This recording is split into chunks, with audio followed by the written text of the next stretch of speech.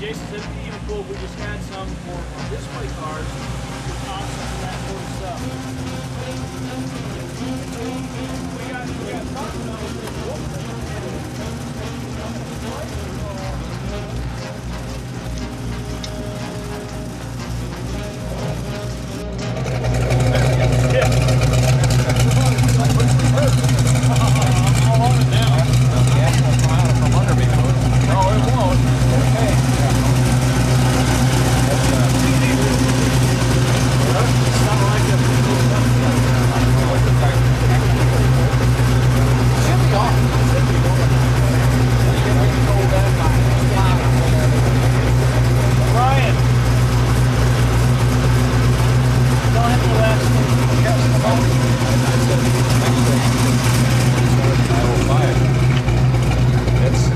See, I asked him, I says, now, if the ass won't come out from under me, will it? He said, no. I said, okay. So I went around, and I didn't make you pee, did I? Oh, no. Okay, good. Well, it takes a lot to scare me. I hit cars at 40 miles an hour. The only thing I went through is like, you don't know me, so you don't know if I really know what I'm doing, you know. And so, you know, that's the best part about this is it's not my car. Wait a minute, I don't want him mad at me. Even better than that, the best part is I have enough confidence in the suspension that almost anyone can jump in that car and drive it hard and go, wow, they can't get away. Yeah, he goes, and almost anyone is it going to get from out from underneath me? And I said, no. And he went, okay. And away we went around the corner, and he's like, wow. That thing's flat, isn't it? It is real flat. Yeah, real that's what's the horsepower on that? 450? 450? Yes. That's Ford's 450. Yeah. Kind of like the Cobra Jet 335 horsepower. Right.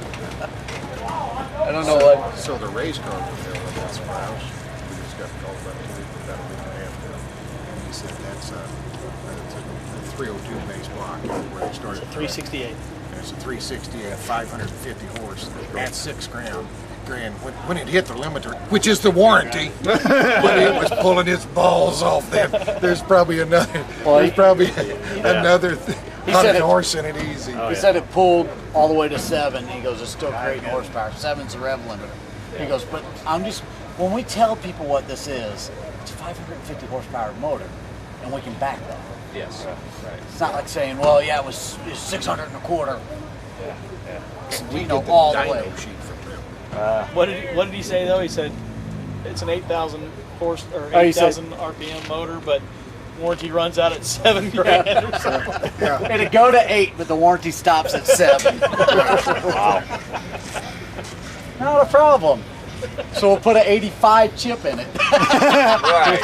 So you think once somebody rides in one of these with that suspension and the way it handles and all, it's sellable? Yeah, I do. So where do we get you to sign the dotted line? See, I told you that's why. Well, actually, it's not that we're twisting your arm. That's right. No, but I mean, you know, you're in our business, so market feedback is important to us. Well, I will tell you, the one thing that some people will be bothered about is the choppiness. It's like slightly over cammed at low RPM, and so that's going to bother people a little bit. I don't know That's how easy to fix. As far as the suspension on it is excellent. I mean, that's just so neutral that I'm impressed with that part. The only thing I would say, that and the steering is just a little bit at low RPM. You get that kind of shudder when you're like when I was first pulling out of here and trying to turn at real low speed. Everybody's become soft. They like now me, I like to drive a car with diesel feel. So you got more road feel to it. Okay, good. Yeah, I guess we can change the orifice in the pump a little bit for the steering, couldn't we? We've gone 3 different orifice sizes. Up? Bigger? No, we've actually been toning it down. Because of the brake, it's the pump feeds the brakes and the steering. Oh. If you don't have a Hydro Boost system on it, the steering is flawless. Yeah. You dump the Hydro Boost on top of it, it really starts loading it. Yeah. And we're trying to get a balance where the brakes still feel good and the steering still works okay. Right. Because what we had when we first put it together was not nearly enough. So then we put a larger orifice in it, and then it went way too far, and the steering was really, really twitchy, and you waved your foot over the brake pedal and you were through the windshield. And so now we're a happy medium. Has Chad driven? Yes. What does he think? He hasn't driven it since we put hydro boost Thank you. on it, had manual brakes on it. Because, we kind of left that for his decision. He said, yes, we do the hydro boost. Finally, he came to that conclusion. Well, actually, he said, I like the manual brakes, but let's try a hydro boost. Let's experiment on this car so we know what we want to do. Sure. And everybody that drives it likes it. It's the hydro boost system, they like it a lot. We use a Watts link, keep the rear end centered, not paying hard bar. And then this torque arm is why that thing plants and you can go through the corners like you can. Right. The more power you put to it, the more weight you put on the back of the car. I mean, the wheels just stick. Yeah, it was pretty amazing. Yeah. I told This has something to do with your instant center. yes, yeah. I told Gary Patterson from Shelby. I said, you really can't just light the tires up and blow them off this car.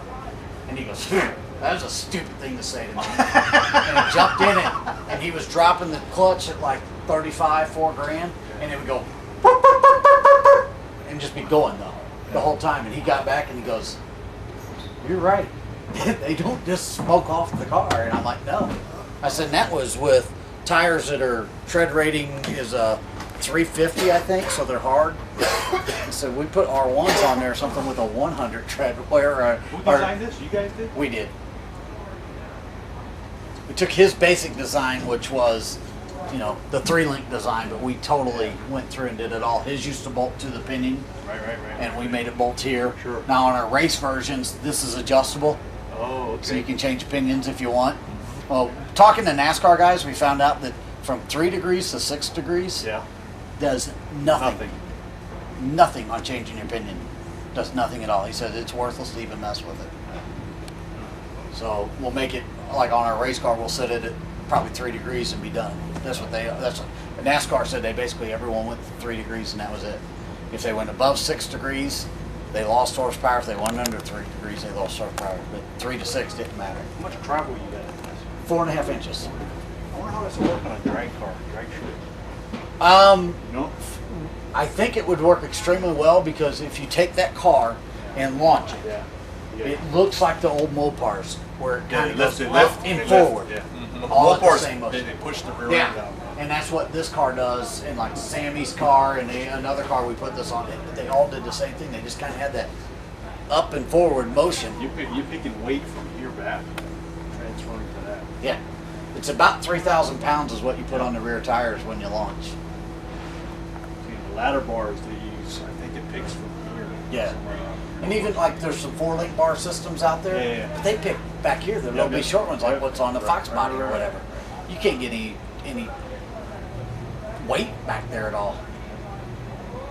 Interesting. Like our race car, we put a 22-gallon fuel cell in there so we can add several hundred pounds just in fuel on it.